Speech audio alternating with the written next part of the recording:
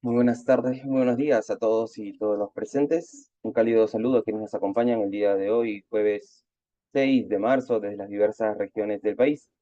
Le damos la más cordial bienvenida a una nueva jornada de nuestro ciclo de conferencias virtuales, titulado Jueves de Integridad Pública.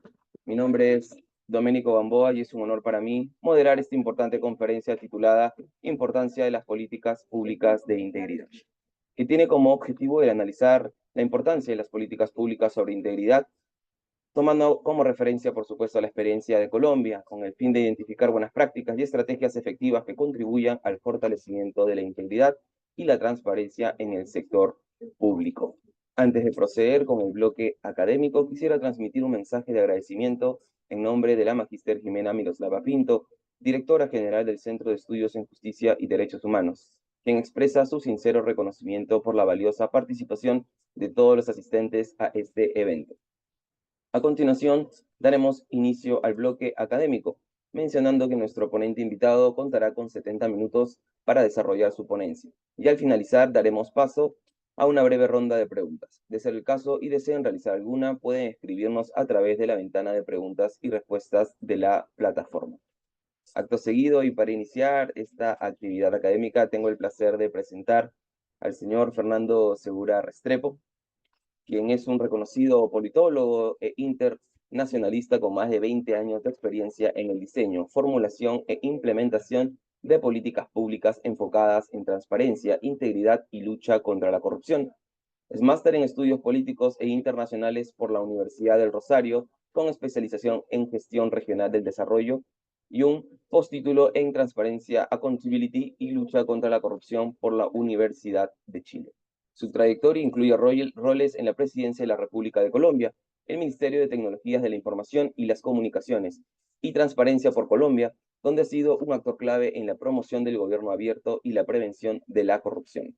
También se desempeñó como director técnico del programa Juntos por la Transparencia de USAID en Colombia, liderando iniciativas para fortalecer la rendición de cuentas, el acceso a la información y la lucha contra la corrupción.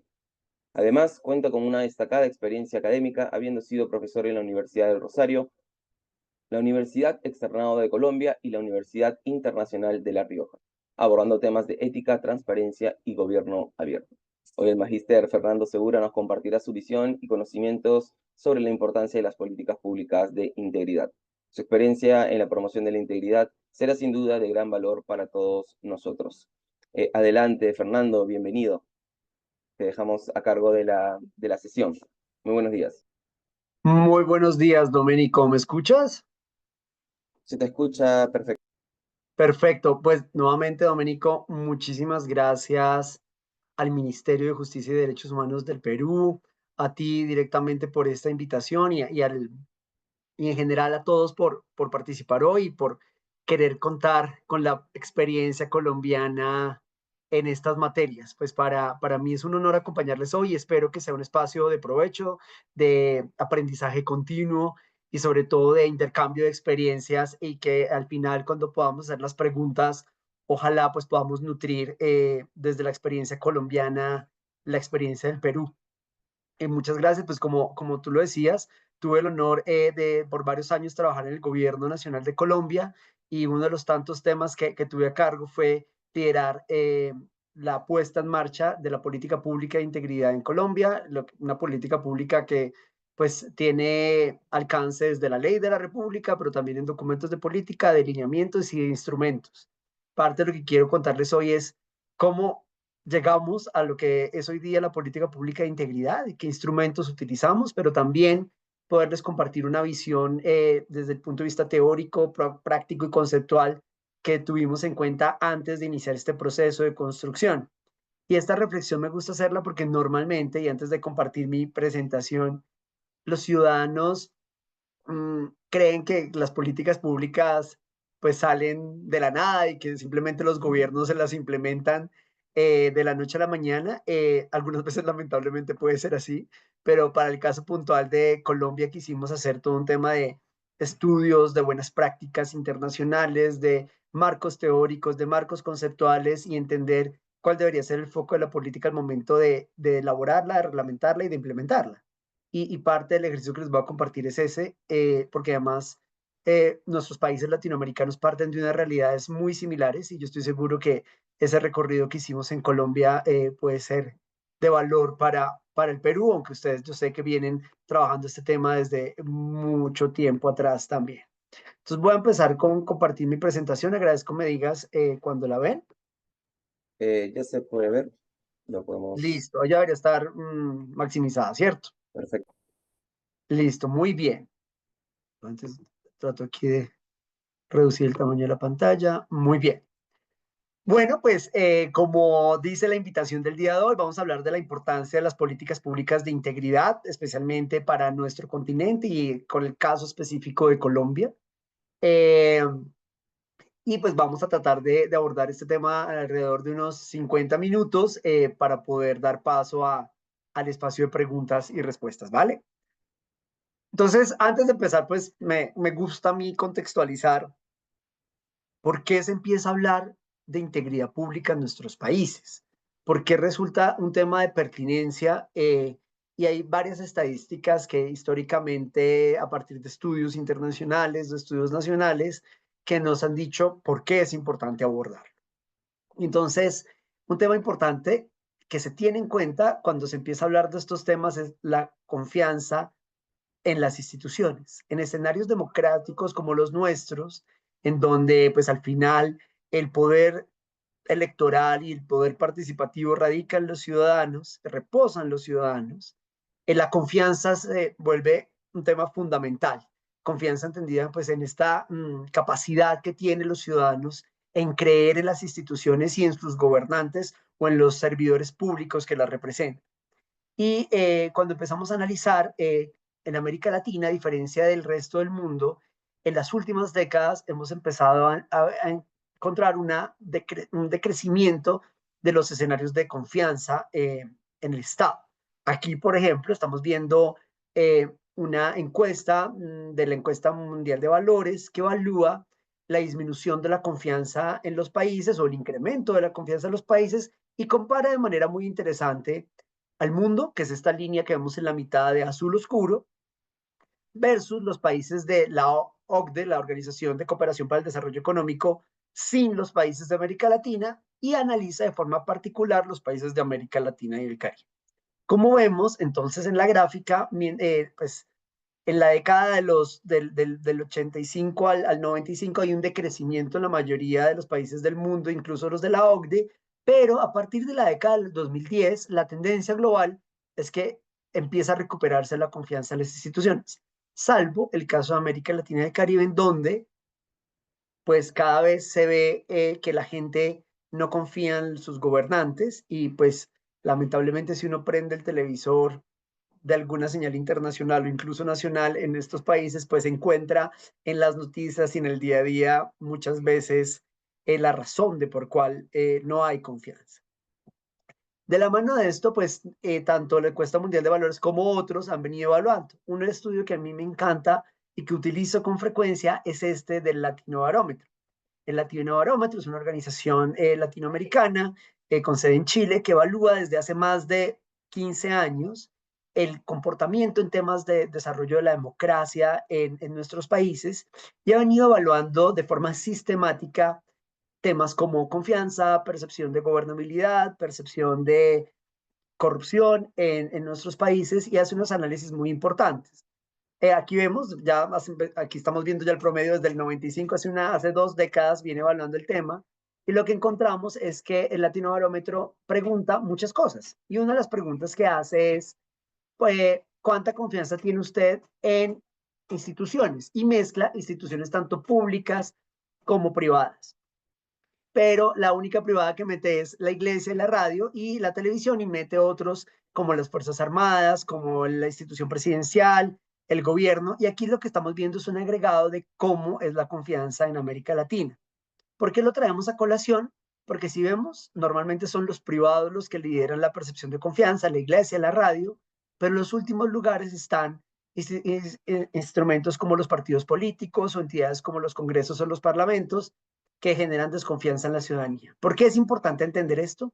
Porque en escenarios democráticos, que haya confianza en las instituciones es lo que permita que la gente cumpla con sus obligaciones, que la gente pague los impuestos, que la gente respete las normas. Y cuando no hay confianza, pues esto va en contravía de lo que se espera en un espíritu democrático, porque la gente pues no tiene fe en la capacidad que tienen las instituciones de cumplir con el objetivo de lo que han sido creadas. Entonces, este análisis que hace el barómetro es interesante porque si bien solamente en un caso la confianza se supera en un 50%, nos manda unos grandes retos como América Latina de entender en dónde se tienen que caminar los esfuerzos cuando se implementan acciones o en este caso políticas públicas encaminadas a mejorar la confianza de los ciudadanos en el Estado. Vemos en la primera columna el resultado del año 2024 versus un promedio comparativo entre el 95 y el 2024. ¿Qué más evalúa el Latinobarómetro? Pues ha venido evaluando de forma individual y aquí ya vemos el desagregado por países. Y lo quise traer para que nos pudiéramos comparar cómo estamos Perú y Colombia.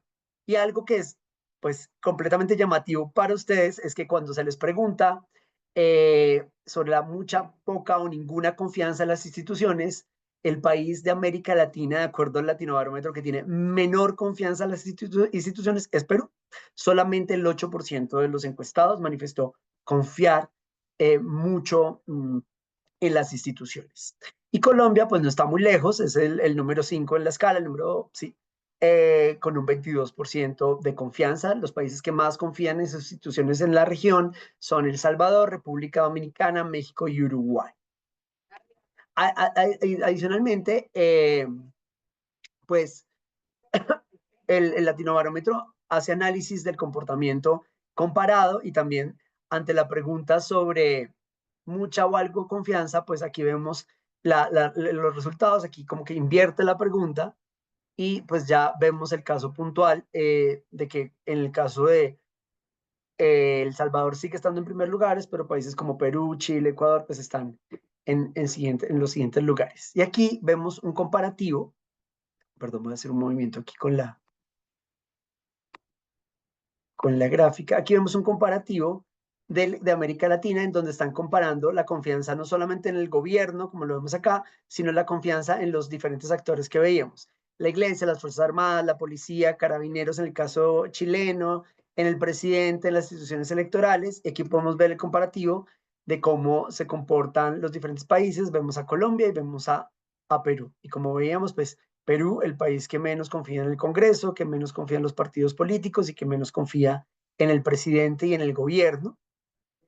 Y Colombia, la institución en la que menos confía es en los partidos políticos, seguidos por la institución electoral y por el Congreso o el Parlamento.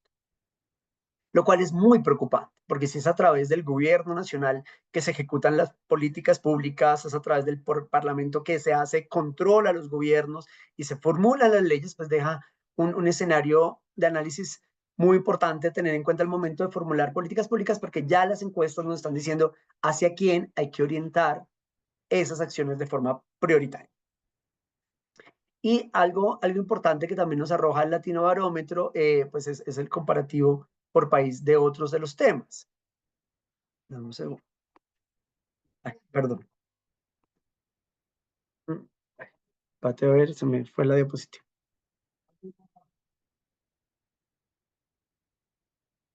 Y entonces, cuando se les pregunta cosas como usted aprueba o no aprueba la gestión del gobierno en cabeza del presidente, pues aquí vemos los resultados y al comparativo nuevamente es Perú el que está en el último lugar en el 2024 en aprobación, en promedio 2002-2024, en la aprobación del gobierno y del presidente, que es el 5%, seguido por Bolivia, por Venezuela, por Honduras y por Colombia.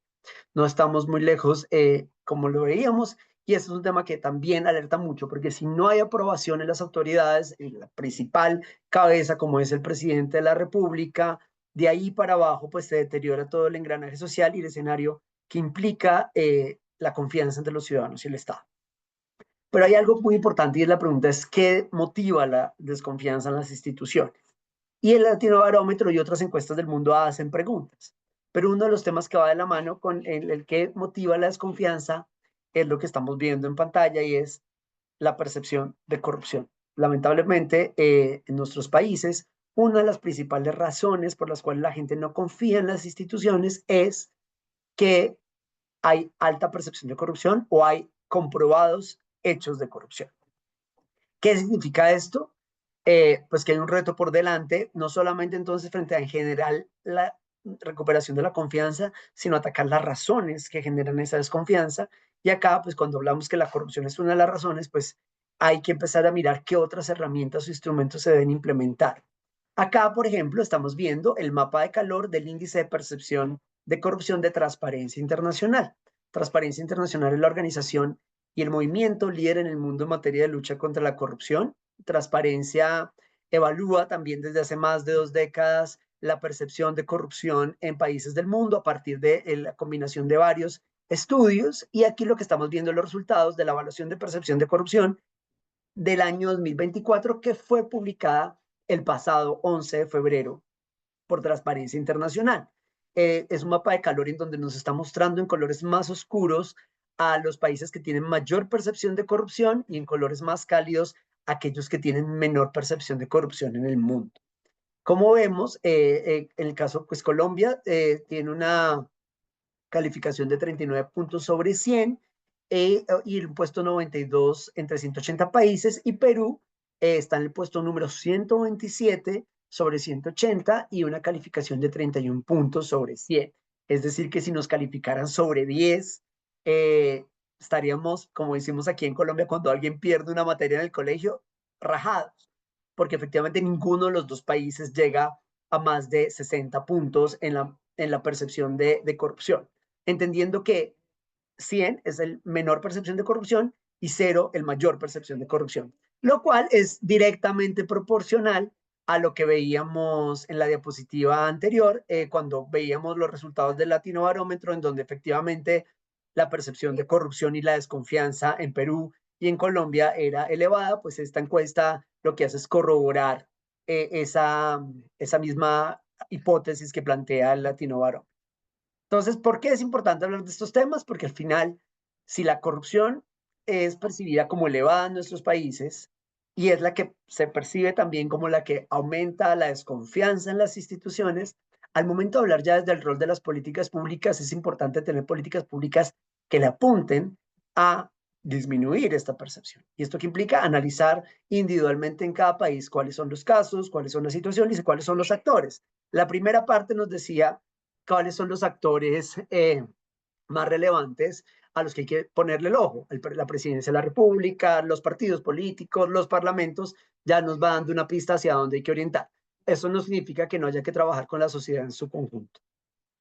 Y adicionalmente, pues también el Latino Barómetro pues, nos pregunta por corrupción y hace una pregunta muy similar a la de Transparencia Internacional, pero pregunta directamente es en la escala de 0 a 10, entendido 0 como nada corrupto y 10 totalmente corrupto, ¿cuán corrupto cree usted que es su país? Y en estos resultados vemos en la columna los resultados para 2024, en donde el país que más percibe en América Latina que su país es corrupto, teniendo 10 como totalmente corrupto, de acuerdo a la pregunta, es Perú, que es 8, tiene una puntuación de 8.2 en la encuesta que hace el Latinobarómetro, seguido por Honduras, por Paraguay, y ahí lo vemos a Colombia con una calificación de 7.6 sobre 10. Este tema es muy importante porque claramente les está marcando ustedes un escenario que es importante intervenir, que es necesario intervenir, que es necesario continuar el fortalecimiento de las diferentes políticas y acciones que desde la institucionalidad se lideren para atacar pues esta situación de mayor percepción de corrupción. Entonces, pues en el caso colombiano, del que les voy a hablar hoy, pues no estamos muy lejanos, como se dieron cuenta. Acá, en el caso colombiano, hay varias particularidades que les voy a contar a continuación, que fueron las que tuvimos en cuenta al momento de empezar a apostarle a una política pública de integridad pública principalmente, y más adelante les voy a contar por qué decidimos hablar de integridad y no otros conceptos como ética o de anticorrupción, aunque tenemos una línea de política pública anticorrupción. Lo primero es que aquí también evaluamos la confianza, nos guiamos tanto por la encuesta como las de Corpovisionarios, como la del Latino Barómetro, pero también nos guiamos por encuestas locales, como algunas que hacen organizaciones sociales como Corpovisionarios, que era una organización que evaluaba el tema hasta hace unos años, tenemos también el Departamento Nacional de Estadísticas que evalúa estos temas. Entonces, lo que hacemos permanentemente es estar comparando cómo nos ven por fuera y cómo nos vemos adentro, a ver si hay una correlación o no, pero es importante poder comparar. De acuerdo a los análisis internos, comparando también a los mismos actores que compara la Corpo Visionarios, pues encontramos que hay unas similitudes. Aquí vemos los resultados de Colombia, en donde la gente confía principalmente en la iglesia, confía en la institución electoral, que es algo curioso porque en otros países no confían tanto en la institución electoral. Acá, tanto la registraduría como el Consejo Nacional Electoral tienen legitimidad aún en algunas de en la mayoría de la población.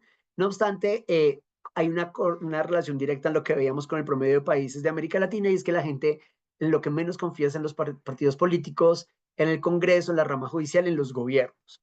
Esto entonces nos marca un reto porque los niveles de confianza no llegan sino hasta el 11 o el 14%, y esto implica pues que hay que poner los ojos en este tipo de actores. También que arrojan otras encuestas. Esta encuesta, como les decía, la hace el Departamento de Estadísticas en Colombia, que es una entidad pública de carácter nacional, que hace una encuesta que se llama la encuesta de cultura política, en donde también pregunta el tema de confianza ciudadana, pero solamente lo pregunta con relación a entidades públicas. Y acá entonces vemos que en primer lugar de confianza están las fuerzas militares, seguido por las alcaldías, después por la Defensoría del Pueblo, la policía, y en los últimos lugares la Procuraduría General, que es nuestro organismo de control disciplinario, los consejos municipales, que son nuestro órgano de control político municipal, la fiscalía y las gobernaciones.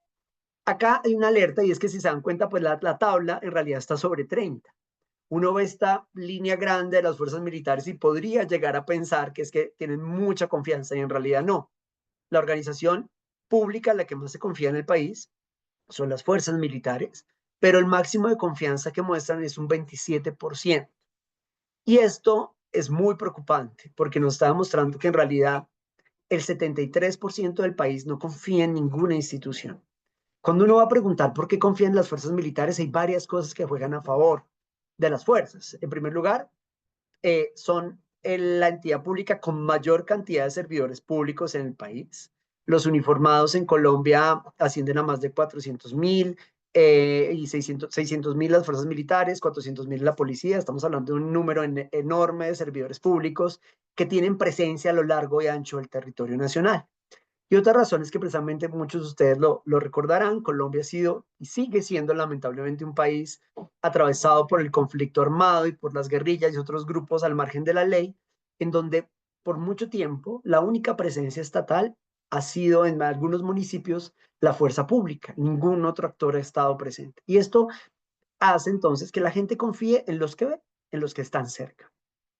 Y esto se ve directamente proporcional con el segundo, pues ven los militares. En el segundo lugar, la relación más cercana son con las alcaldías, porque es el nivel mínimo pues de gobierno local, y pues después viene por otros actores que tienen presencia en el país, como la Defensoría del Pueblo, la policía y, como les decía hace un rato, pues el organismo electoral. Y esto es muy llamativo porque nos manda un mensaje muy claro. Entre mayor cercanía haya, interacción con las personas, pues la gente tiende a confiar más. Y eso nos pasa a todos. Nosotros confiamos más en aquellos con los que interactuamos en el día a día. Y esto hace parte de un reto enorme de cómo acercar a otras entidades que no tienen presencia en cada uno de los municipios del país, pero que la gente independientemente sienta que son cercanos y que pueden confiar en ellos.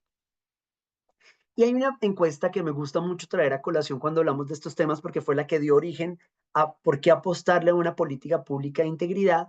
Y es que nosotros tenemos otra encuesta también liderada por el Departamento Nacional de Estadística de Colombia, que evalúa no la percepción de ciudadanos, sino solo la evaluación de servidores públicos, de entidades tanto nacionales como territoriales. Y acá lo que evalúa esta encuesta es varios temas relacionados con el ambiente y el desempeño institucional. Entonces pregunta temas sobre percepción de confianza en los jefes, sobre la aplicación de políticas públicas de talento humano, de cómo se está dando el desempeño y cómo es el ambiente al interior de las entidades públicas. Y hay una pregunta que se viene haciendo de manera reiterada desde el año 2013-2014, que es la que vemos en pantalla. Y dice, de los siguientes factores, ¿cuál es el que más puede influir para que se presenten prácticas irregulares en la administración pública? Y le da a los servidores públicos que encuesta una serie de temas que la teoría nos ha dicho históricamente que es lo que genera prácticas irregulares o corrupción. Entonces, hay teorías que dicen que la corrupción se da porque hay presión de superiores, que se da porque hay presión de particulares, que se da porque hay falta de transparencia de acceso a la información.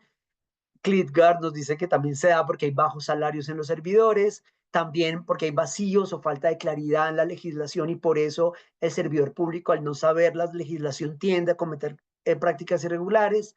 Nos han dicho porque hay falta de controles, porque hay falta de sanción, porque hay complejidad en los trámites y eso hace que el ciudadano tienda a valerse de coimas para facilitar los procedimientos o porque hay falta de veeduría ciudadana y falta de control social. Y aunque todos estos temas tienen un factor importante al momento del que el servidor público cree que eso genera prácticas irregulares, desde el año 2014 que se inició la encuesta o antes, el tema que siempre está en primer lugar entre todas las opciones de respuesta es la ausencia de valores éticos. Y esto nos da un panorama muy interesante porque todo lo demás depende de terceros, los bajos salarios, las presiones, los vacíos o claridad de la norma, las faltas de controles. Pero cuando nos dicen que es la ausencia de valores la que genera la presentación de prácticas irregulares, nos está diciendo algo muy claro, y es que es un tema individual y personal la decisión de cometer un acto de irregularidad. Y eso para nosotros fue una alerta cuando estábamos liderando el proceso de la política pública, porque estábamos acostumbrados a creer que la corrupción o la eficiencia del servidor público se hacía generando la obligación de hacer nuevos planes, de asignar presupuestos, de hacer políticas orientadas al fortalecimiento de una entidad o de un grupo de instituciones, pero pocas veces las políticas estaban enfocadas en trabajar directamente con las personas que conforman las instituciones.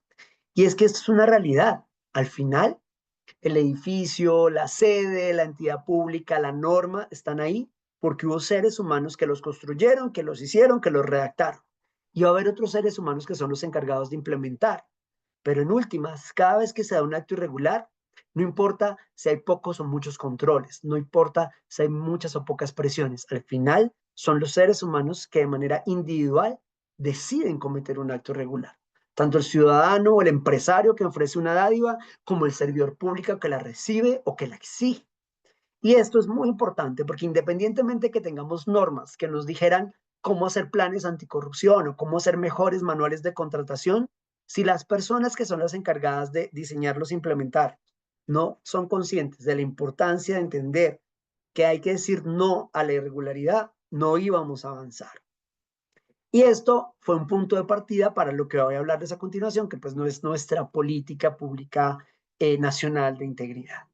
¿Qué otros factores teníamos en cuenta? Pues que hay que tener de todas maneras normas. Colombia es un país de leyes y eso nos pasa a la mayoría de los países de América Latina. Nuestra constitución dice que el servidor público solamente puede hacer aquello que la ley o la constitución le ordena. Y en ese sentido, cada vez que uno va a trabajar con que se lideren iniciativas, que se generen partidas presupuestales para invertir en estos temas, pues nos dicen dónde está la ley o la norma que me obliga. Y esto entonces nos ha implicado desarrollar un compendio normativo enorme de políticas, de normas, de leyes, de acuerdos internacionales que el escenario colombiano los hemos tenido en cuenta.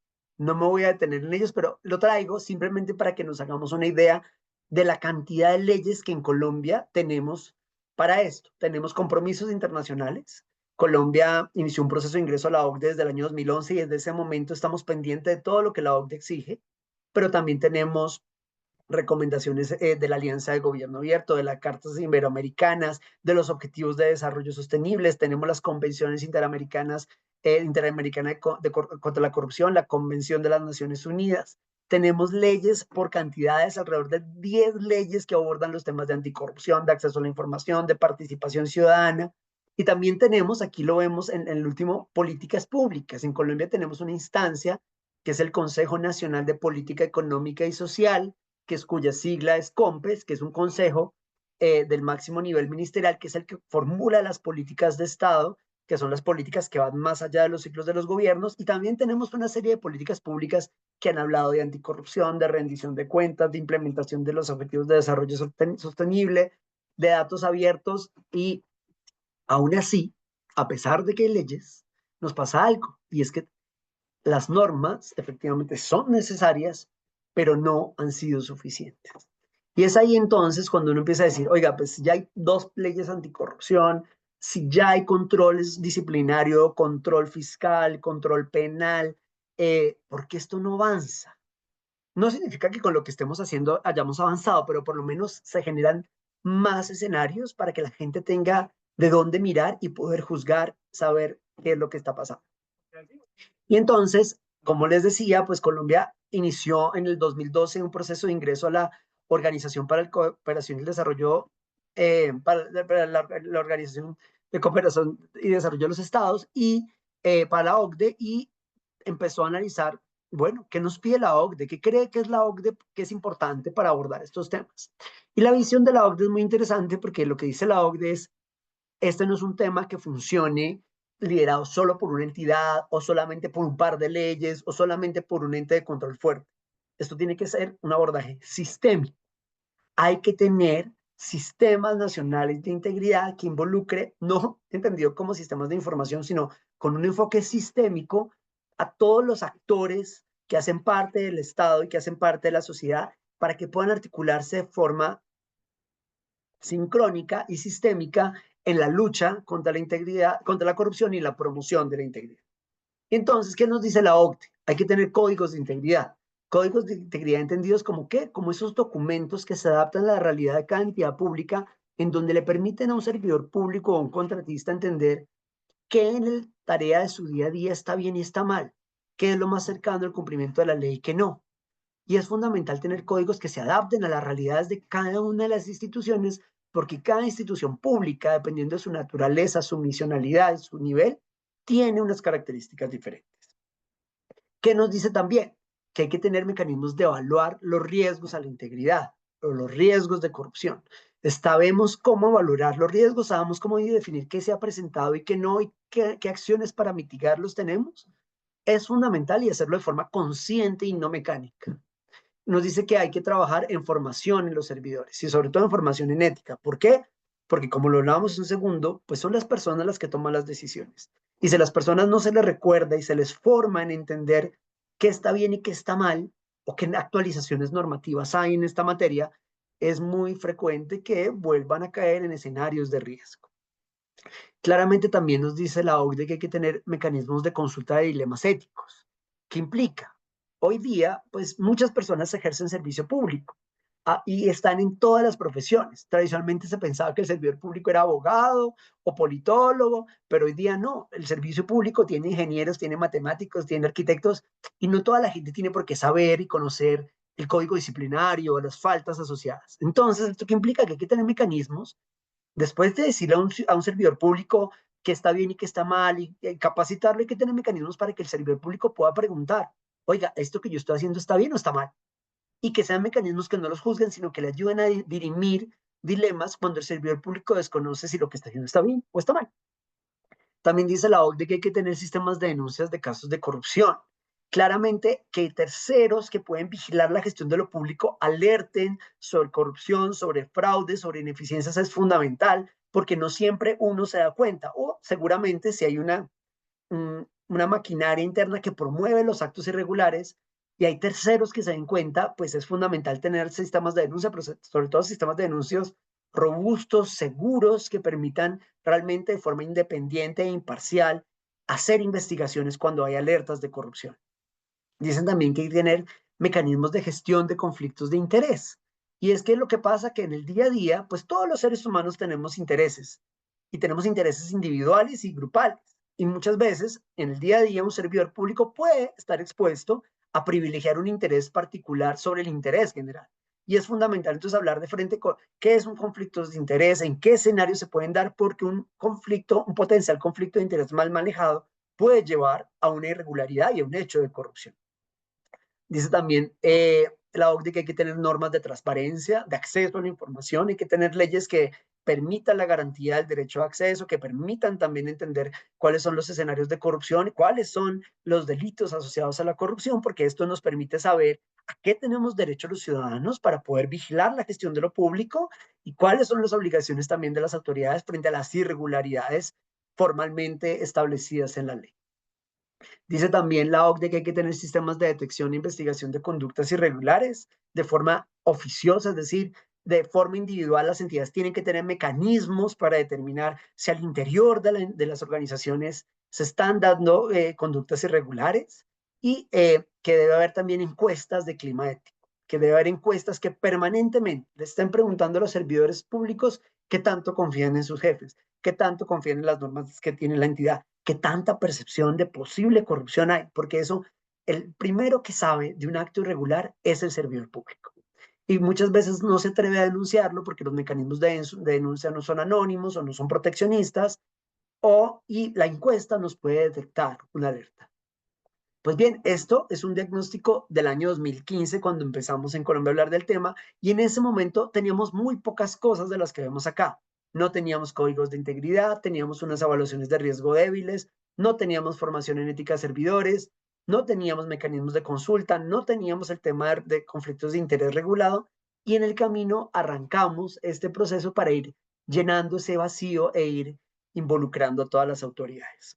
Hoy solamente les voy a hablar del primero, del código de integridad, que es el primer instrumento, pero les quiero contar antes de llegar a ese instrumento por qué llegamos a la política y cuál fue el marco conceptual o teórico que tuvimos en cuenta al momento de formular la política, que para mí es lo más importante, porque independientemente de cada país, de las leyes que tenga, el marco conceptual y el entender metodológica y normativamente cómo se puede articular esto en una sola política pública es fundamental. Y entonces, ¿qué encontramos? Que efectivamente en Colombia era fundamental avanzar en tres instrumentos, en marcos normativos con reglas y sanciones, en establecer si vamos a tener qué tipo de códigos y en trabajar en conflictos de interés. Hoy día me doy el privilegio de contar que hemos avanzado significativamente en estos tres escenarios y que ya estamos en un momento en que el problema no es no tenerlos, sino empezar a aplicarlos y exigir su aplicabilidad al interior de las organizaciones. Pero antes de empezar a formular la política, dijimos, ¿cómo la vamos a llamar? Les digo, hoy día yo hablo con tranquilidad de política e integridad, pero en su momento no teníamos claridad de cómo le íbamos a llamar, porque la gente decía, bueno, no hablemos más de políticas anticorrupción, porque el concepto de anticorrupción ya está desprestigiado, porque la gente no cree en las políticas anticorrupción.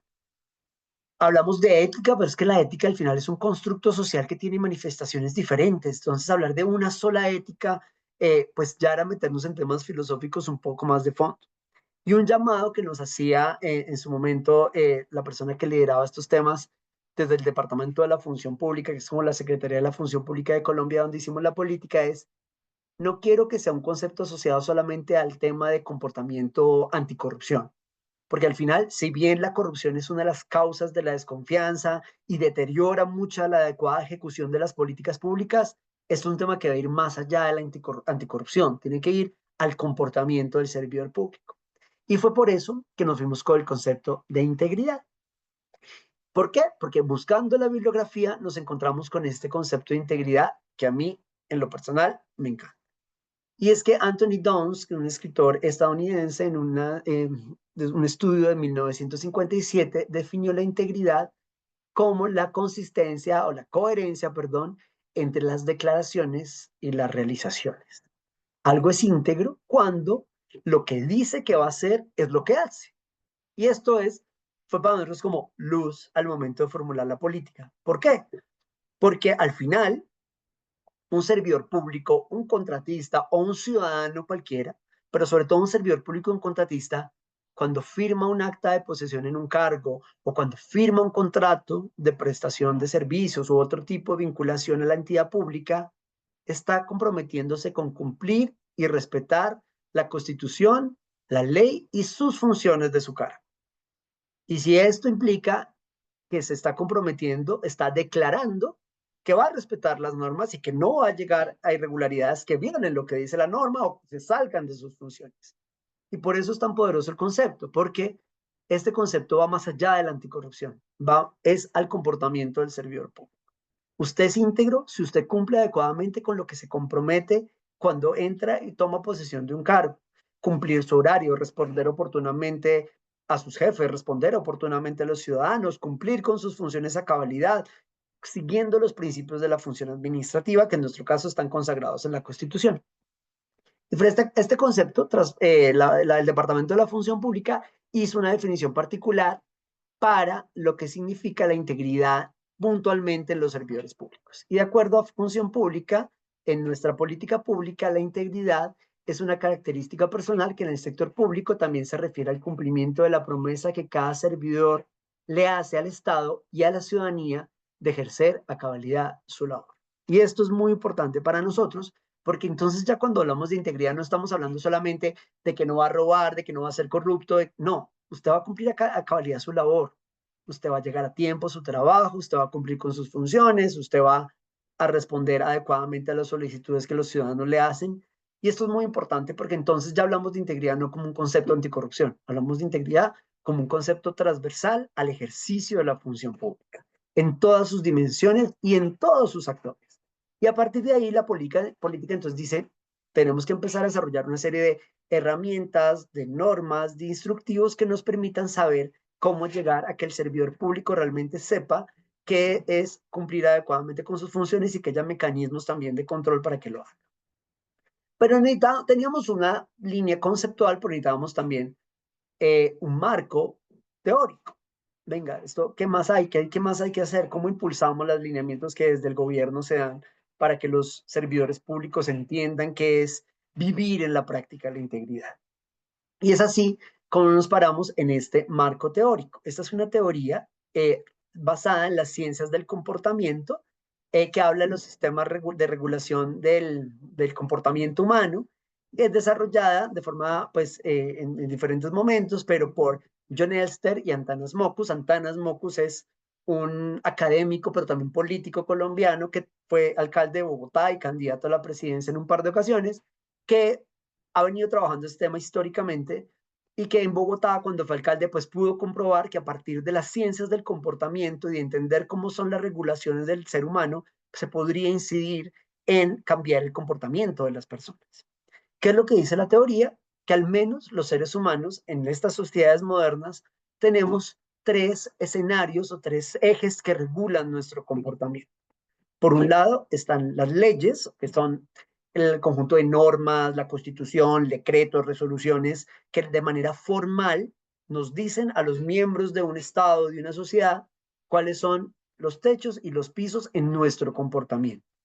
Es así entonces como las leyes nos dicen cuando hacemos algo mal, cuáles son las sanciones, pero también tenemos mecanismos para que el ciudadano se sienta orgulloso del respeto de la ley y sabemos cómo, pues, en el marco democrático social, podemos exigirle a un ciudadano que respete la norma. Pero adicionalmente tenemos otro eje que regula nuestro comportamiento y son las prácticas culturales, es decir, cada uno de nosotros hace parte de una familia, hace parte de una comunidad, hace parte de un barrio, de una ciudad, de una región, de una empresa, de una organización, y todos nosotros al interior de nuestras organizaciones tenemos unas prácticas culturales que a veces no afectan sino a nuestro entorno, pero que algunas veces podrían ir incluso en contra de lo que la ley previamente ha dicho. Y en la cultura tenemos unos escenarios de regulación mutua, en cual cuando hacemos algo mal, la propia comunidad nos hace sentir vergüenza de lo que sentimos, o la propia comunidad resalta cuando hacemos algo bien. Y me voy a detener acá porque es acá donde, cuando encontramos en Colombia, estaba el principal punto de ataque. Y es que lamentablemente muchas veces las prácticas culturales son lejanas a lo que la Constitución y la ley dice. Entonces, encontramos todavía que en las familias los papás tienen la práctica de celebrar que sus hijos sean eh, ágiles. Entonces, el niño que es más vivo y le quita la lonchera al compañerito en el colegio es que el que hizo bien la tarea. O el papá que ve a su niño que es grande y más grande que el resto y que cuando está jugando fútbol utiliza su cuerpo grande para llevarse por delante al niño chiquito y meter goles, Entonces el papá dice es que mi hijo es un macho, es un valiente y culturalmente está aceptado que lo que hay que hacer es vivo y llevarse al otro por delante y ganar. Lamentablemente ese papá mismo que le celebra a su hijo que sea así como vivo y fuerte y que utilice su poder por encima del interés del otro, es el mismo que le reclama al político que utiliza su poder político para aprovecharse de los más débiles.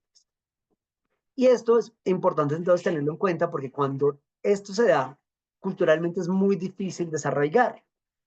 Y pasa muchas veces que ya en el ejercicio de la función pública, los servidores públicos no son conscientes de la fuerza de la ley y las prácticas culturales son aún mucho más poderosas. O las prácticas culturales se convierten en ley. Entonces les voy a poner un ejemplo que yo uso mucho. Cuando yo empecé mi carrera, trabajaba en una organización que es Transparencia por Colombia, el capítulo de Transparencia Internacional, hace 20 años. Y en ese momento evaluábamos un índice que era el índice de transparencia que evaluaba la corrupción en los municipios, los riesgos de corrupción. Y trabajábamos con alcaldes, con concejales, que son los que les decía hace un rato, los que ejercen el control político en los municipios. Y alguna vez le preguntábamos a un concejal de un municipio pequeño del país si en ese municipio había corrupción. Y el concejal decía, sí, aquí el alcalde es un corrupto. Y entonces le decíamos, bueno, ¿y qué le permite a usted llegar a esa conclusión? ¿Por qué? ¿Cuál cree que es el principal indicador de que hay corrupción? Decía, porque el alcalde no nos da a los concejales el 10% de los contratos de la alcaldía que por ley nos corresponde. En realidad, no hay ninguna ley de la República en Colombia que diga que los concejales tienen derecho a el 10% de los contratos. Es más, es una ilegalidad, es una práctica cultural que muchos alcaldes, para poder tener gobernabilidad con el consejo, lo que hacen es que les dan contratos para que puedan cumplir como una cuota y puedan votar a favor de sus proyectos. Pues bien, en este municipio era tan arraigado el tema de que el alcalde tenía que dar contratos a los concejales y a sus familias que la gente creía que era una ley de la República e incluso le reclamaba al alcalde cuando no cumplía con este acto de corrupción, que era entregar contratos a dedo, digámoslo así, a los concejales. Se los pongo, por ejemplo, porque eso sigue pasando y pasa en todas nuestras dimensiones. Culturalmente tenemos tan apropiados los temas que creemos que son ley y así vayan radicalmente en contra de la ley. Y esto entonces nos lleva a un tercer escenario que son los temas morales. Y es que el tercer eje que regula el comportamiento nuestro son ya nuestros principios éticos personales, que nos lleva a sentir culpa cuando hacemos algo mal o que nos lleva a sentirnos bien con nosotros mismos cuando hacemos algo bien. Y esto es muy importante porque muchas veces estas prácticas culturales inciden en lo que me hace sentir bien o mal conmigo mismo. Pero la moral es lo más poderoso porque es a partir de que yo me sienta mal, es que yo me abstengo de cometer un acto irregular. Pero si la sociedad me ha indicado que yo me debo sentir bien porque hago un acto irregular y mal cuando lo hago bien, pues estamos volteando el alcance de cómo deberíamos comportarnos. Y esto es muy común. Entonces, yo trabajaba en una entidad pública, bueno, he trabajado en varias, pero en una en particular me llamaba la atención cuando entré, que era un grupo que hacían todos la misma tarea. Y los servidores públicos, aunque yo sabía que hay gente muy ágil y que yo me enteraba que ya habían terminado con las tareas que yo les ponía, normalmente siempre me entregaban todos la tarea al final, en el último día que se había establecido como plazo. No la iban entregando a medida que cumplían. Un buen día, una servidora se acercó ya muy molesta a decirme que lo que pasa es que la regla, la cultura en esa área era que la gente avanzaba, pero el que terminaba primero no podía entregar el trabajo hasta que el último terminara. Y lo que era público era que tachaban, le hacían bullying o menospreciaban a aquel que entregaba primero el trabajo. Es decir, culturalmente todo estaba invertido. Eran servidores públicos cuya principio de comportamiento era la eficiencia y la calidad y lo que estaba autorregulado como malo, que hacía sentir vergüenza, era cumplir la tarea, no hacerla bien. Al contrario, el que cumplía con la tarea a tiempo era el que discriminaban, el que le hacían bullying, el que opacaban. Entonces esto hacía que un grupo de 50 personas todos trabajaran al ritmo del más lento. Y esto en el servicio público lamentablemente se multiplica todos los días. Entonces, la práctica es atender mal al ciudadano, la práctica es apropiarse del bien público, la práctica es llegar a un cargo público a tomar los contratos y eso es lo que culturalmente está aceptado. Y aquel que va a denunciar, aquel que va a salirse de la regla y va a decir que se cumpla la ley es el que se acusa, aquí lo llamamos, perdón, la expresión de sapo, de chismoso, de que va en contra de lo que culturalmente está aceptado. Y esto es lo que hay que desarraigar. Hay que tener políticas que nos permitan avanzar en que el servidor público va a poder trabajar de forma armónica su ley, la ley con la cultura y la moral. ¿Cómo lograr que culturalmente aceptemos lo que la ley dice y que moralmente nos sintamos bienes cuando cumplimos con la ley y no cuando la violamos? Es un reto y eso es parte del marco teórico que lideró nuestra política, que decidió basarse en varios instrumentos para llevar a cabo esta apuesta y que sigue en el día a día, pues actualizándose en nuestro país. Entonces, les voy a poner ejemplos de la vida real de a qué me refiero cuando hablo de ley, cultura y moral. Acá que vemos, vemos un semáforo que aquí en Colombia, pues como en el resto del mundo, ahí tiene tres convenciones: rojo para parar, amarillo para esperar y verde pues para arrancar. Normalmente se sabe que la ley dice, y aquí lo vemos, nuestra ley en particular dice cuáles son las señales luminosas e indica qué debe hacerse cuando cada luz está prendida. Entonces, la ley dice que hay que parar cuando está en rojo, pero hay una cultura arraigada en muchas ciudades de mi país y seguramente en las de ustedes, que después de las 12 de la noche, pues la gente puede pasarse semáforo en rojo. Algunos creen que es válido, otros lo hacen porque les da miedo por temas de seguridad, pero mucha gente cree que es que la ley funciona es hasta las 12 de la noche, pero que de medianoche a las 6 de la mañana, cuando sale el sol, la gente puede violar el semáforo. Y está tan culturalmente arraigado que mucha gente cree que lo puede hacer. El tema de la moral es, ¿está bien cruzarse el semáforo? ¿Me lo pregunto o no me lo pregunto? Entonces, este ejercicio es muy válido que cada quien se lo vaya haciendo individualmente y por eso pongo un ejemplo que le puede pasar a cualquier ciudadano. Esta pregunta que nos hacemos cuando nos enfrentamos a un semáforo rojo después de las 12 de la noche, independientemente que no haya carros, de cruzamos o no cruzamos, es clave. Y esta pregunta no la podemos hacer en el día a día en todas las funciones del servicio público o como ciudadanos. Me estoy enfrentando a un trámite y está demorado. ¿Ofrezco una dádiva al servidor público para que lo agilice? ¿Sí o no? ¿Me siento mal? ¿Sí o no? Si soy un servidor público y me la ofrecen, ¿me siento mal porque me la ofrecen y lo denuncio o dudo si lo acepto o no? Esto es clave trabajar. El fin fundamental de la política es que tanto el ciudadano como el servidor público diga, no, no cruzo el semáforo, no acepto la dádiva, no ofrezco la dádiva. Pero este cuestionamiento moral nos pasa todos los días en muchas dimensiones de la vida. Y lo que busca la política es ver cómo trabajamos estos análisis en el día a día de un servidor público cuando se enfrenta a reales dilemas éticos que pueden poner en contra su adecuado cumplimiento de funciones. Y en el servicio público hay un ejemplo que también es general y es este que les traigo acá. Aquí vemos una impresora y una papelería de una oficina. La ley dice que los papeles y las impresoras son para uso del día a día del trabajo y de las funciones. Pero es muy común, seguramente en sus oficinas también pasa, que culturalmente la gente diga, ay, no, yo puedo imprimir mis documentos personales, puedo imprimir mi trabajo de la universidad, el trabajo de mi hijo que me lo manda por correo porque en la casa no tengo impresora. Entonces es muy común ver a servidores públicos haciendo uso para temas personales de los documentos de los implementos de oficina. La moral es, ustedes se preguntan si está bien o está mal. ¿Alguna vez les ha pasado? ¿O sin miedo van imprimiendo los trabajos o sin miedo van haciendo sus diligencias personales con los materiales de la oficina? Lo ponemos como ejemplo porque esto empieza desde lo básico. No estamos hablando aquí de un hecho de corrupción ¿ves? Enorme, pero es una pequeña corrupción. Si uno multiplica por cada servidor público y dice que cada servidor público se apropia 2 hojas al año, en Colombia son alrededor de 1.200.000 servidores, estamos hablando que hay un deterioro del patrimonio público de 2.400.000 hojas que los servidores públicos al año se están llevando. Como culturalmente está aceptado, lo hacemos, pero estamos haciendo un detrimonio al bien público. Y esto se empieza a agrandar cuando uno habla de la orientación de un contrato para favorecer a un amigo o un familiar, cuando uno accede a hacer unos términos de referencia a una licitación para favorecer a aquel que no cumple con los criterios objetivos de selección.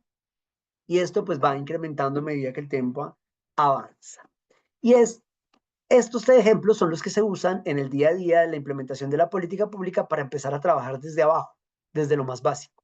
Si uno se empieza a preguntar desde lo más chiquito, va escalando la apuesta de creer que su comportamiento tiene que ser siempre coherente a lo que la ley le dice. ¿Qué hay que hacer? Trabajar para que culturalmente seamos en los primeros escenarios los que corrijamos. ¿Cómo lograr que los servidores públicos de una misma área cuestionen al servidor público que hace un acto irregular? ¿Cómo motivar que el servidor público que se da cuenta que su jefe está alterando unos términos de condiciones para favorecer a un proveedor que no tiene la experiencia suficiente, lo puedo denunciar? ¿Cómo eh, hacer cambiar, como estaba muy de moda recientemente por cosas no tan buenas, pues cómo hacer que la vergüenza cambie de lado y que realmente el que se sienta avergonzado es el que comete el acto irregular y no aquel que lo denuncia? Todavía en Colombia nos cuesta mucho trabajo, pero es un primer paso de trabajar para que culturalmente la gente cambie. Y cuando uno lo ve en otras dimensiones, yo les decía que Antanas Mocus, que fue alcalde de Bogotá, lo hacía. Él trabajó una propuesta muy fuerte de cultura ciudadana cuando era alcalde y trabajó por la cultura ciudadana en lo básico, cómo hacer que la gente se sienta avergonzada cuando hace un acto malo en la vía pública, cuando se cruza un semáforo en rojo, cuando se para en la cebra del paso peatonal en el semáforo, cuando arroja un papel a la calle. Entonces, él lo que hacía era poner mimos en la calle, en las principales vías, que estaban vigilantes de que los carros no se pararan en la vía del peatonal, que las personas no arrojaran papeles en la calle, y lo que hacía era poner mimos que se iban detrás de las personas que tiraban papeles o que violaban la vía pública para ridiculizarlos delante del resto de personas, para que sintieran vergüenza de lo que estaban haciendo y evitaran a futuro volverlo a hacer y motivar a los ciudadanos a que aprendieran a recriminarle a aquel que hace un acto irregular. Y Bogotá, que era una ciudad un poco cívica en ese momento, avanzó montones, porque incluso la limpieza de las calles, antes era muy común que la gente tiraba papeles, y fue la misma gente en Bogotá que se abstuvo de tirar papeles y empezó a perseguir a los otros, a juzgar cuando hacían un acto de suciedad en la calle. Yo mismo reconozco que yo fui uno de los que persiguió a personas en la calle cuando arrojaban papeles y le decían, oiga, usted está arrojando un papel, la ciudad de todos recojan. Y es muy común que todavía pase esto en la ciudad gracias a procesos de cambio comportamental. Entonces, pues, ¿cómo implementar la política de integridad al interior de una entidad? Es el reto principal que teníamos cuando formulamos la política y lo que decidimos fue ir con varios instrumentos. Aquí solo hay dos, pero hoy día tenemos varios: el código de integridad, que son los valores de servicio público, la gestión de conflictos de interés, la obligación de hacer públicas las declaraciones, bienes y rentas de directivos, la obligación de hacer públicas las hojas de vidas de directivos, en la promoción del ciudadano a hacer seguimiento al comportamiento de los servidores, la habilitación de canales de denuncia, hacen parte de los instrumentos que la política en Colombia lidera para promover la integridad de los servidores públicos. Pero hoy, para cerrar, les quiero contar nuestra experiencia con el primer instrumento que sacamos, que es como el corazón de la política de pública de integridad, y es el Código de Valores del Servicio Público. Y es que si bien nos decía la encuesta al principio que la principal razón por la cual se cometen actos irregulares en la entidad pública es porque el servidor público tiene ausencia de valores, era fundamental atacar eso. ¿Cómo hacemos para fortalecer los valores de los servidores? ¿Y cómo hacemos para que esos valores se adapten a las realidades de la día a día de la función del servicio público en Colombia? Es así entonces como se dio la tarea de crear un código flexible, adaptable, pero también transversal para todos los servidores públicos en Colombia. Y este código, pues que tiene un enfoque de servicio público y también de servicio ciudadano, pues parte de un tema, y es que dijimos, bueno, ¿qué hacemos? Diagnostiquemos qué pasa en el mundo. Entonces nos dimos cuenta que en Colombia, por ejemplo, había una gran cantidad de diversidad de códigos que no estaban llamados por ley, pero que las entidades lo habían implementado. Algunos eran códigos de ética, otros de buen gobierno, otros códigos de comportamiento corporativo, pero que había de todo tipo, había documentos extensos que pues volvían y pegaban todo el código disciplinario, y había otros más bien vagos que no alertaban sobre posibles comportamientos irregulares. Entonces, ¿qué decidimos? Pues ya que en Colombia no hay como una ley de código, pues no hagamos la ley, permitamos que esto sea un tema que vaya de abajo hacia arriba, que no sea una ley que llegue a decirnos esto es lo que hay que hacer, sino construyamos un proceso participativo que voluntariamente las entidades quieran implementar. Y fue cuando decidimos formular un proceso participativo, porque lo que había antes era un tema de consultores que entregaban códigos a las entidades, pero que no tenían como una lógica de construcción colectiva o de co-creación. Y decidimos entonces tener un código único del servidor público que se hizo de forma participativa, invitando a partir de diferentes referentes internacionales, pero invitando tanto a ciudadanos como a servidores a que nos dijeran cuáles deberían ser los valores que caracterizan a un servidor público y que y ayudaran a entender qué estaba bien, qué estaba mal en cada uno de esos comportamientos. Entonces tuvimos un proceso de construcción. Primero pues tuvimos estos diagnósticos muy apoyados en lo que la OCDE en su momento decía, pero también en estas investigaciones de buenas prácticas o de malas prácticas que encontramos. Decidimos hacer un proceso de construcción participativa y al final hicimos un proceso de votación que partía de la premisa que máximo podíamos tener 5 valores. ¿Por qué? Porque al final también se requiere que estos instrumentos sean instrumentos que generen fácil recordación. Cuando uno hace libros gordos, la gente no se los aprende. Y esto aquí funciona como en el servicio militar. Los militares tienen unos valores puntuales y son esos los que defienden, son 3, máximo 5, que llevan consigo y que hacen parte del día a día de su función independientemente si están en frente de guerra, en áreas administrativas o en la vida civil. Y lo que queríamos es que esto fuera así, algo que los servidores públicos se les martillara y se les recordara permanentemente y que fueran de fácil recordación y por eso eran máximo 5 valores. Como les decía, tuvimos una etapa participativa en la cual pues se pusieron 22 buzones en entidades públicas del orden nacional, en donde en una caja, simplemente como vamos a ver en la foto, poníamos un papel y un lápiz y le decíamos a la gente, escriba el que considera que debería ser el valor principal que rija el comportamiento de un servidor público en Colombia. Tuvimos más de 3.608 ofertas de posibles valores. En una fase 2 nos sentamos a analizar todo lo que la gente había propuesto. Muchos sí eran valores, otros eran principios, otros eran comportamientos, pero decidimos, bueno, filtrar qué realmente es teóricamente hablando un valor y sometimos de esos 3.000 propuestas, 15 a votación a través de plataformas digitales y presenciales y en las entidades y ciudadanos pues votaron más de casi 23.000 personas eligiendo cuáles les parecían los más importantes. Y este fue el resultado de la encuesta. En primer lugar estaba la honestidad, en segundo la justicia, en tercero la diligencia, el compromiso y el respeto, así probidad y demás. Decidimos entonces quedarnos con los 5 más votados, que son nuestros valores que hacen parte hoy día de los valores del servicio público colombiano, que son estos que estamos viendo en pantalla. La honestidad, el respeto, el compromiso, la diligencia, la justicia son los 5 valores del Código de Integridad de los Servidores Públicos. Entonces, el primer reto era definir, bueno, cuáles son los valores. El segundo era, ok, ya sabemos que son estos 5 valores, pero ¿qué implica? ¿Cómo decir al servidor público, esto sí es honestidad y esto no? Esto sí es diligencia y esto no. Y entonces el código, además de traer los valores, trae asociados unos principios de implementación de los valores. ¿Qué es lo que debo hacer y qué es lo que no debo hacer? ¿Cuándo se puede entender que lo que hago está bien y qué es lo que hago que no está mal? Y le decíamos a las entidades, hay un código único que tiene 5 valores, pero cada entidad puede adaptar este código y adicionalmente puede agregarle otros 2 valores ya a partir de la realidad de su entidad.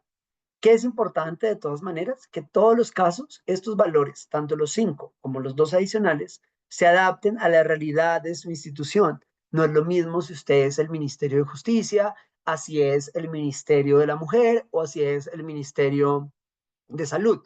Hablo del Ministerio de la Mujer, aquí en Colombia no hay, pero hay un Ministerio de la Igualdad, pero poco ejemplo es que las tareas pueden ser muy diferentes. Los escenarios del respeto cambian también si uno está en una dependencia u otra. El respeto cambia si yo soy una persona que trabaja en servicio ciudadano, a si soy una persona que no trabaja en servicio ciudadano, sino que hace contratación pública. Entonces, el respeto varía, porque el control que yo le tengo que hacer en materia de respeto al que hace la contratación es el respeto a la norma, a la objetividad, a los principios de la contratación estatal. El respeto como valor que yo le debo resaltar al que hace servicio ciudadano está mucho más asociado a el respeto a las diferencias del ciudadano, a atender de forma indiscriminada según el tipo de ciudadano que se acerca, atender de forma diferenciada a aquellos que mayor atención necesitan y esto hace parte de lo que se promueve con el código. Y entonces, a partir de estos 5 valores que no me voy a tener en su definición, lo que hicimos fue desarrollar una estrategia para que los diferentes servidores públicos y entidades pudieran adoptar 5 valores. ¿Qué es importante de todas maneras? Que todos los casos, estos valores, tanto los 5 como los 2 adicionales, se adapten a la realidad de su institución. No es lo mismo si usted es el Ministerio de Justicia, así es el Ministerio de la Mujer o así es el Ministerio de Salud. Hablo del Ministerio de la Mujer, aquí en Colombia no hay, pero hay un Ministerio de la Igualdad, pero poco ejemplo es que las tareas pueden ser muy diferentes. Los escenarios del respeto cambian también si uno está en una dependencia u otra. El respeto como valor que yo le debo resaltar al que hace y entender qué significa ser honesto, qué significa ser respetuoso, qué significa tener compromiso, diligencia, justicia, como los ejemplos que les ponía, y adicionalmente empezamos a mostrar qué está bien y qué está mal. Entonces, ¿qué hago cuando soy honesto? Pues siempre digo la verdad, incluso cuando cometo errores, porque es humano cometerlos, pero no es correcto esconderlos. Y lo que no hago es, no le doy trato preferencial a las personas cercanas para favorecer en un proceso de igualdad de condiciones. Entonces, esto aplica, como les decía, en las diferentes dimensiones. Aplica cuando estoy en contratación, cuando selecciono talento humano, cuando estoy en servicio ciudadano y varía y se puede adaptar. No es lo mismo entonces dar un trato preferencial a un contratista que quiero beneficiar o a un ciudadano que viene a hacer un trámite, pero al final se puede adaptar. Lo mismo en materia de respeto. Entonces, ¿qué hago? Lo que hago, pues, cuando estoy abierto al diálogo, a la comprensión, a pesar de las perspectivas y opiniones personales que tenga, porque el servidor público, independientemente de tus gustos o de tus decisiones personales, tienes que obrar con objetividad frente a los otros. Y lo que no hago, pues, es que no actúo de manera discriminatoria o grosera frente a ninguna circunstancia.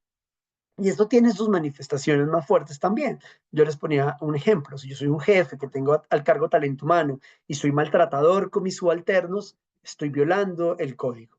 Pero si soy una persona que tiende servicio ciudadano y atiendo mal al ciudadano que se acerca, también lo estoy violando. También, pues, en materia de compromiso, decimos como, pues, siempre estoy dispuesto a ponerme en los zapatos de las personas. ¿Y qué no hago? Pues no llego nunca a pensar que mi trabajo como servidor es un favor y que pues no tengo por qué atender a los ciudadanos. Y al contrario, pues, lo que promueve el código es que el servicio público es un tema de orgullo. En materia de diligencia, pues también lo que hago es aseguro la calidad de cada uno de los productos que entrego. ¿Y qué no hago? Pues no demuestro desinterés por mis actuaciones ante los ciudadanos, ante los demás servidores, y esto implica pues la diligencia. Y ya para cerrar en materia de justicia, pues parte de lo que se dice es tomo decisiones informadas y objetivas basadas en evidencia y no favorezco por ningún punto de vista a un grupo de interés sin tener en cuenta todos los actores que están involucrados, porque al final de eso se trata la justicia. Y lo adaptamos a partir de las particularidades, funciones, misiones, incluso servidores que conforman un mismo talento humano. Y ya para cerrar, siendo las 12:10 y para tener, como decíamos al principio, unos 20 minutos de preguntas y respuestas, pues unas conclusiones desde la experiencia colombiana. Yo siento que tenemos un país que por mucho tiempo decía que como no existía la ley, no se podía avanzar en estos temas. Y entonces la primera década de esfuerzos que se dio del 2010 al 2020, lo que se hizo fue hacer leyes de transparencia, hacer leyes anticorrupción, hacer leyes o hacer públicas las declaraciones de ventas, de regular el código de integridad, y eso pues, si uno ve la cantidad de normas que se produjeron desde el 2011 al 2019, hay cantidades de normas relacionadas con estos temas. Y también se produjeron políticas, pero nos dimos cuenta también que las normas, como yo lo decía al principio, son necesarias pero no suficientes. Por eso entonces es fundamental hacer uso de los marcos normativos y de política, pero también enseñar a los servidores y ciudadanos el alcance de los mismos. No es tener la ley porque sí, no es hacer un plan más y simplemente hacer una lista de chequeo de que cumplí. Es realmente lograr una apropiación real del fondo de este tipo de instrumentos y trabajar en otros instrumentos, valga la redundancia, para que se puedan hacer más cercanos a, a eso que los ciudadanos y los servidores públicos tienen que hacer. Y esto implica pues estar actualizando permanentemente los servidores públicos de acuerdo a los avances normativos e instrumentos. Es fundamental amarrar esto a los temas de procesos serios de cambio cultural, partir de ciencias del comportamiento y entender qué debo hacer para impactar según el grupo social en el que se implementa una norma. Y obviamente hay que reclamar haciendo uso de los espacios y herramientas que la norma ha dispuesto para poder trabajar en ellos. Y una recomendación que hacemos nosotros siempre: hay que insistir, hay que persistir y nunca desistir, porque realmente estos son temas de largo aliento. Es educar y cambiar constructos sociales y paradigmas de comportamiento tanto de servidores como de ciudadanos que no se logran de la noche a la mañana. Entonces, la recomendación es que hay que tener oficinas, entidades que insistan en estos temas. Esto tiene que ser un tema transversal al interior de las organizaciones y por eso empecemos, hay que insistir, persistir y nunca desistir frente a creer que la integridad es una apuesta que se puede hacer y que realmente los servidores públicos y los ciudadanos buenos, pues somos más. Hasta acá entonces mi presentación. Muchas gracias y pues quedo atento a las preguntas que tengan. Perfecto, Fernando. En primer lugar, muchas gracias por la excelente ponencia. Desde ya agradecerle también a los 1000 participantes conectados que han estado durante toda la sesión. Y sí, de todas maneras vamos a pasar directamente ya para intentar cumplir también con la hora a las preguntas. Y quiero comenzar sí con una pregunta en base a lo que se ha expuesto, ¿no? Justamente hablando de percepción de la corrupción en los diferentes países de Latinoamérica, hablando del propio comportamiento humano, de la falta de ética personal, de la normalización a veces de conductas tanto por parte de los ciudadanos como los servidores o funcionarios públicos, ¿no? Entonces, en primer lugar, lo que me gustaría, la primera pregunta que nos hace un participante es cuáles han sido los principales desafíos en la implementación de políticas públicas de integridad, ¿no? Y a partir de esos desafíos, ¿cómo han logrado superarlos? Y en base a ello también preguntarte, justamente en momentos de poder superar estos desafíos, qué buenas prácticas han encontrado que puedan ser compartidas de repente con otros países o otras experiencias en diferentes países de Latinoamérica, ¿no? Pues miren, en el servicio público, donde la mayoría de servidores públicos, cuando son de carrera administrativa o cuando es gente que llega por favores políticos, yo creo que uno de los principales retos en el país ha sido cambiar la mentalidad y entender que estas políticas son políticas necesarias. Hay gente que desconfía de la validez de este tipo de políticas porque considera que son políticas accesorias, que va a estar un servidor público trabajando pues en un esfuerzo psicológico para que un servidor público cambie de parecer. Hay quienes consideran que no, que el servidor público ya es así y no hay cómo modificarlo, que el ser humano ya llegó defectuoso desde su casa y que no hay cómo incidir en el cambio de los comportamientos. Eso es muy común verlo. Cuando empezamos a trabajar el tema de conflictos de interés, y yo lo mencionaba al principio, a la gente le parecía, pero ¿cómo vamos a regular ese tema? ¿Cómo vamos a meternos en los intereses particulares de las personas? Si la ley no lo dice, no lo voy a hacer. Esta lucha por cambiar que lo que no está escrito y no está formalizado y si no se dice al pie de la letra cómo se cumple, entonces no podemos trabajarlo.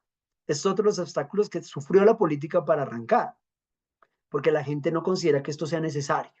Lo que hay que hacer es planes institucionales, hay que hacer riesgos de corrupción, sí, hay que hacer, pero trabajar con las personas, sentarnos con los servidores públicos, hacer talleres, poner a la gente que piense cuál es su valor principal, les parece todavía a muchas personas algo accesorio y que hacen más por obligación, ya después de que se convirtió en ley, y uno de los retos que tenemos ahora es que la gente apropie realmente, porque entonces lo hacen, pero lo hacen es porque la ley lo dice, entonces por el miedo a que venga a la oficina de control a decir que no lo hice, pero no lo apropian realmente. Entonces, uno de los retos ahora es el tema de apropiación real y de seguimiento continuo a estrategias serias en esta materia.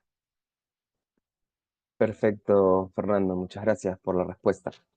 Un participante nos hace una consulta justamente respecto a que, claro, la corrupción es algo que pues, se da desde hace muchísimo tiempo y se ha visto justamente a través de esta percepción que hablas del propio ciudadano en base a la gestión pública. Hablamos de qué forma, por ejemplo, desde tu propia experiencia, crees que se ha innovado, ¿no? En la creación de políticas, ya que la corrupción pues, suele adaptarse a diferentes nuevas regulaciones. Entonces, ¿cómo creen ustedes, o desde tu experiencia, cómo han logrado innovar en esa parte para justamente intentar mantenerse un paso adelante y que no puedan, y a intentar evitar o prevenir actos de corrupción? Yo creo que uno de los principales éxitos que ha tenido la política, porque puedo decir que no ha sido exitosa en todas las dimensiones, un factor que no dije ahorita que yo creo que va de la mano y lo que voy a responder es, uno de los retos es la continuidad de las políticas. Digamos, cuando la administración que sí sucede, digamos, de las entidades que lideran estos temas, o ya cuando está apropiada al interior de las organizaciones, si los diferentes liderazgos que vienen no confían o no entienden o no continúan lo que se venía haciendo, hay retrocesos. Lograr la continuidad y que estos temas se apropien en el tiempo es un reto enorme. Y de la mano de la pregunta, una innovación ha sido en buscar mecanismos para que sean los mismos servidores públicos los que demanden a sus jefes que estos temas se implementen. hay entidades donde está mucho más apropiado el tema y si la administración que llega no tiene interés en el tema de apostar a políticas de integridad, algo que hemos logrado es que los servidores públicos sean los que presionen para que el tema se dé. Como para mí el principal factor diferenciador de esta política como tal es el tema de irnos por las ciencias del comportamiento y por prácticas de cambio cultural, que es realmente lo que da un valor agregado porque está apostándoles a apuntar a cambiar las prácticas comportamentales tradicionales y a tener como unos empujones, como se llama en la teoría, para motivar el cambio según la entidad en la que se da. Yo creo que ese es un valor innovador en el sentido que no era común en el servicio público, pero no porque no sea nuevo, porque sea nuevo, porque no es nuevo. Para mí ese es un tema innovador. Y otro tema clave es que como había una percepción de que las políticas anticorrupción no servían, esta es una política que no habla de anticorrupción. En ningún lado se menciona la corrupción como un factor a atacar. Aquí lo que queremos regular, que el servidor público cumpla a cabalidad su función y no se salga de lo que su manual de funciones, la Constitución y la ley le dice. Si logramos que el servidor público haga esto, pues estamos logrando que se comporte mejor y que evite los escenarios de corrupción como un tema colateral, consecuencia de aprender a cumplir con la Constitución y la ley. Perfecto, Fernando, muchas gracias por la respuesta. En realidad bastante importante justamente hablar también un poco de las propias ciencias del comportamiento que se trabajó el año pasado a finales conjuntamente con la Oficina de Integridad y Lucha contra la Corrupción del Ministerio, en una importante sesión, conferencia magistral, donde empezaron a abordarse estos temas bastante importantes justamente para entender y conocer cómo es el comportamiento y buscar pues no generar este cambio desde esa parte. La siguiente pregunta que nos hacen es, ¿cómo han abordado el tema de la impunidad dentro de los propios casos de corrupción, ¿no? En el sector público? Y también qué rol ha jugado la sociedad civil en el proceso de casos, ¿no? Ok, ya puntualmente hablando de corrupción, pues, afortunadamente el tema de impunidad es algo que todavía sigue pues, siendo un común denominador en nuestros países. Colombia no se queda atrás. Yo creo que incluso Perú nos ha dado ejemplo de cómo incluso llegar hasta la máxima instancia presidencial y tumbarla cuando hay corrupción. Acá no hemos logrado nunca, no ha habido un presidente que salga por corrupción, aunque las investigaciones han avanzado. Eso es un tema en que debo decir que envidiamos a Perú. Muchas veces la percepción de corrupción aumenta cuando los casos se explotan y se investigan y se sancionan muchas veces en Colombia, que ha habido corrupción toda la vida, lo que pasa es que la gente no la percibía como mal porque teníamos males mayores. Teníamos un conflicto armado, teníamos unas guerrillas ejerciendo presión, el discurso político siempre giraba en torno al conflicto armado y fue cuando se acabó pues el conflicto con uno de los principales grupos irregulares fue que la corrupción apareció como un problema real de la administración y solamente esto lo estamos hablando fue en el 2016 con la firma del acuerdo de paz con la guerrilla de las FARC. Antes el principal problema del país era la guerrilla, el terrorismo y el narcotráfico. Fue cuando logramos poner la linterna y quitar estos otros que estorbaban, que estaban alimentados por la corrupción, porque el terrorismo, la corrupción y demás, el terrorismo, el narcotráfico y las guerrillas pues se valían de la corrupción para funcionar, porque nos dimos cuenta que el principal problema del país es la corrupción, porque de acuerdo al Latinobarómetro en Colombia también el principal problema del país es la corrupción, pero siento yo que vamos por pasos. Ya por lo menos la gente es consciente de que tenemos una enfermedad y la enfermedad es la corrupción y ahora toca empezar a tener los medicamentos para atacar esta enfermedad. Lamentablemente pareciera que estamos curando la enfermedad, un cáncer con paracetamol y no con un remedio sistémico y real. Y pienso que el tema de la impunidad, que sigue siendo pues un tema crítico en el país, es parte de la agenda de lo que viene ahora. Bueno, ok, ya somos conscientes, hay corrupción, ¿dónde están? Ya identificamos quiénes son los corruptos, pero ahora castíguenlos, que es algo que pasa. Por lo menos ya avanzamos en entender que la corrupción es un problema, ya detectamos los casos de corrupción, digamos, ya salen los escándalos, la gente sabe detectarlos, sabe denunciarlos.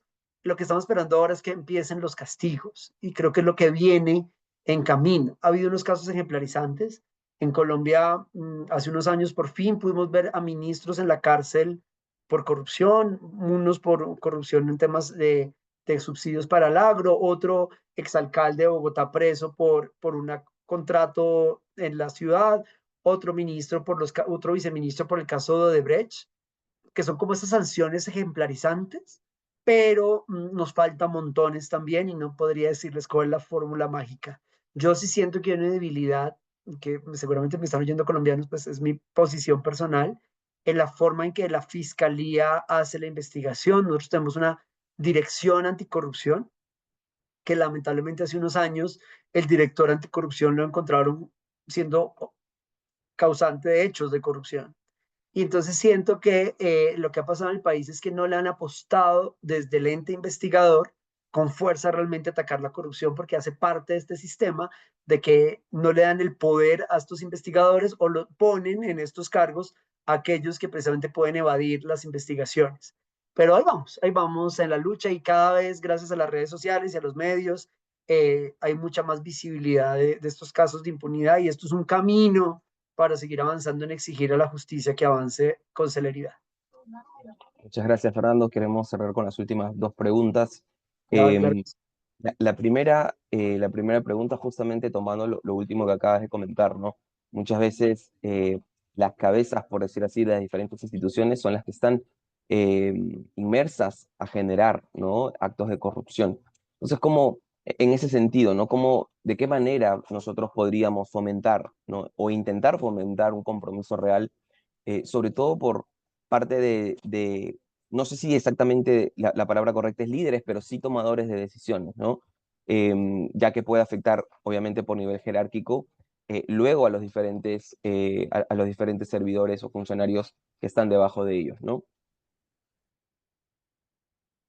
Eh, bueno, el tema más difícil es cuando no hay voluntad en los líderes, son las propias cabezas las que lideran los conciertos para delinquir, como digo yo, ¿qué pasa acá?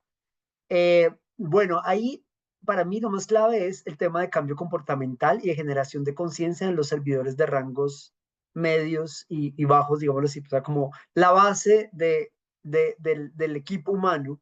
Y es que independientemente de lo que sea,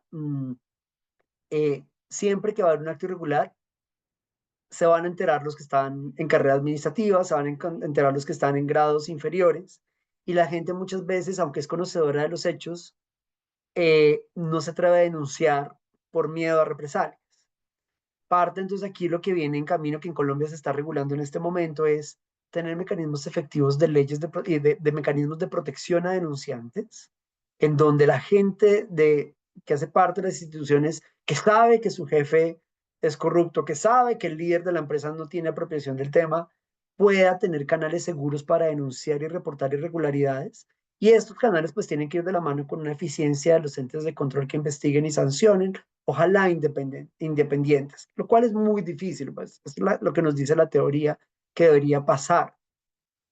Y de todas maneras presionar, yo les ponía el ejemplo de que aquí hemos logrado en algunos casos exitosos donde los servidores públicos, cuando los jefes no son conscientes de la importancia de la política de integridad o de los temas de gestión de conflictos de interés, son las mismas personas de carrera administrativa o que hacen cargos que vienen de tiempo atrás, que han implementado las políticas, las que ejercen presión por el tema y yo creo que eso también es una apuesta, esta política, en el caso colombiano, apuesta es fortalecer a todos los miembros de una institución y tener la capacidad de fortalecerlos permite que denuncien, que enfrenten, que ataquen a los que vienen con el acto irregular. No es fácil, pero yo estoy seguro que se logra y hemos tenido casos significativos de servidores que conocen de actos y los denuncian y logran avanzar para que se investiguen, incluso se remuevan de los cargos a quienes están promoviendo los actos irregulares. Perfecto, Fernando. Muchas gracias y cerramos con esta pregunta, creo que como intentando dar una conclusión final.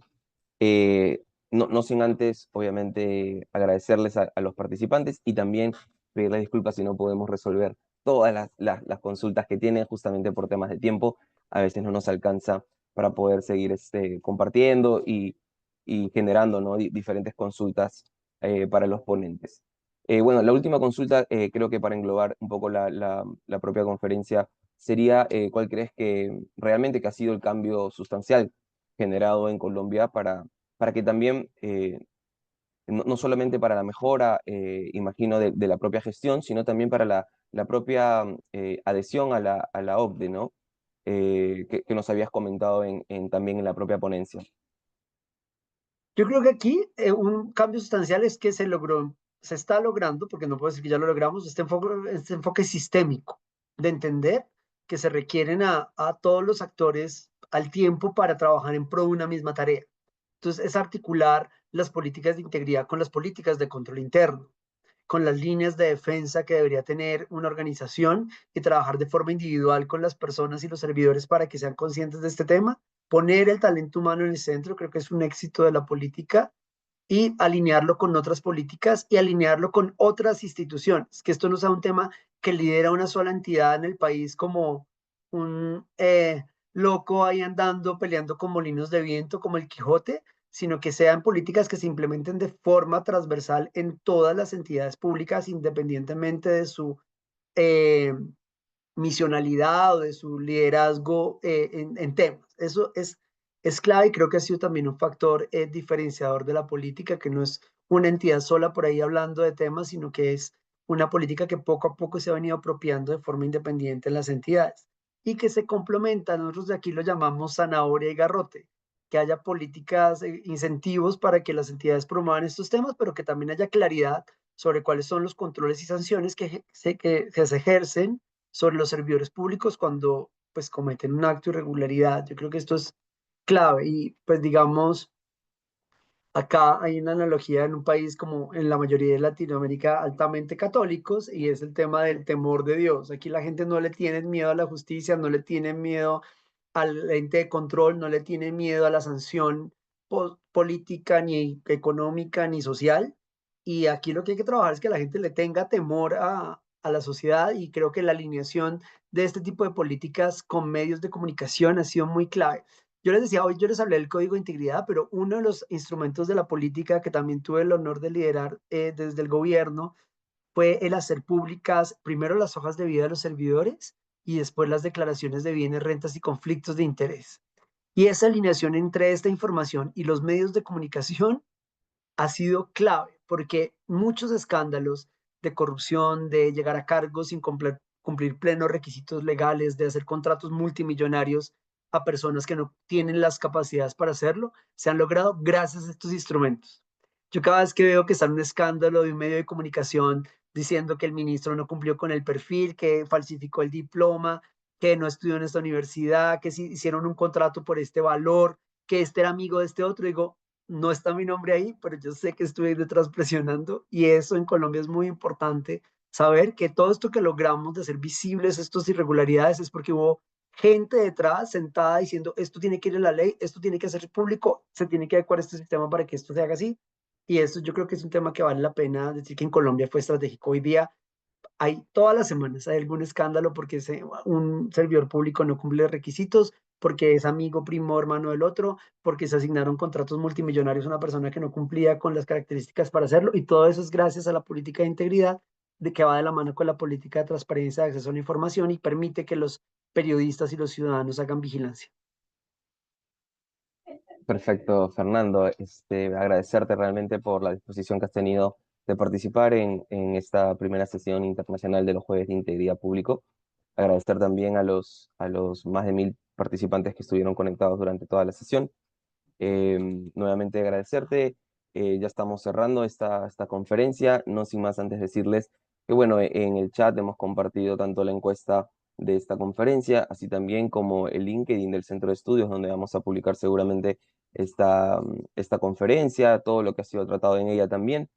Y estamos agregando al final también una conferencia que se va a dar el mismo día, el día de hoy, jueves 6 de marzo a las 4 de la tarde, por el Día Internacional de la Mujer. No sé si quieres cerrar con algo más, Fernando, para cerrar la conferencia.